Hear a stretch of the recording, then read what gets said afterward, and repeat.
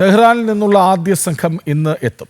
600 ഭാരതീയ വിദ്യാർത്ഥികളെയാണ് ഉർമിയയിൽ നിന്ന് അർമേനിയയിലേക്ക് മാറ്റിയത്. Jordan Egypt അതിർത്തി വഴിയും ഒഴിപ്പിക്കും. സാഹചര്യം സൂക്ഷ്മമായി നിരീക്ഷിക്കുകയാണ് വിദേശകാര്യ മന്ത്രാലയം അറിയിച്ചു. വിവരങ്ങളുമായി ഗൗതം അനന്തനാരായണനൊപ്പം ചേരുന്നു. ഗൗതം, നമ്മുടെ വിദ്യാർത്ഥികൾ ഇപ്പോഴും വളരെ സുരക്ഷിതരാണ്.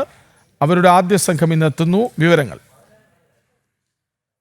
കൃഷ്ണാജ്, ഇന്ന് ഉച്ചതിരിഞ്ഞ് അല്ലെങ്കിൽ വൈകുന്നേരത്തോടു കൂടി ആദ്യ സംഘം ഇറാനിൽ നിന്നുള്ള വിദ്യാർത്ഥികളുമായുള്ള ആദ്യ സംഘം ഡൽഹിയിലേക്ക് എത്തുന്നുവെന്നാണ് മനസ്സിലാക്കാൻ കഴിയുന്നത്. ഇക്കാര്യത്തിൽ ഔദ്യോഗികമായ സ്ഥിരീകരണം വിദേശകാര്യ മന്ത്രാലയം ഇതുവരെ നൽകിയിട്ടില്ല. പക്ഷേ ഈ രക്ഷാപ്രവർത്തനം കാര്യക്ഷമമായി തന്നെ ഈ രണ്ട് രാജ്യങ്ങളിലും ഭാരതം നടത്തുന്നുണ്ട്. കാരണം യുദ്ധം കൊടുമ്പിരി കൊള്ളുകയാണ്. ഇന്നലെ രാത്രിയും വലിയ തോതിലുള്ള ആക്രമണങ്ങളും പ്രത്യാക്രമണങ്ങളും ഇരു രാജ്യത്തിന്റെയും ഭാഗത്ത് നിന്ന് ഉണ്ടായി.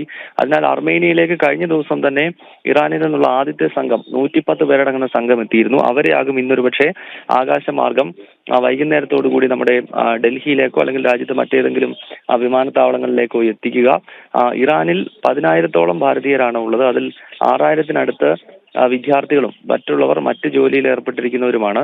ഇസ്രായേലിലും സമാനമായ രീതിയിൽ വലിയൊരു സംഖ്യയിൽ ഭാരതീയരുണ്ട്. അവരെ ഇപ്പോൾ ഈജിപ്റ്റ്, ജോർഡാൻ തുടങ്ങിയ രാജ്യങ്ങളിലൂടെ സുരക്ഷിതമായി തിരികെ ഇവിടേക്ക് എത്തിക്കാനാണ് കേന്ദ്ര വിദേശകാര്യ മന്ത്രാലയത്തിന്റെ നീക്കം. ശരി, വിവരങ്ങൾ നൽകിയത് ഗൗതം അനന്തനാരായണൻ.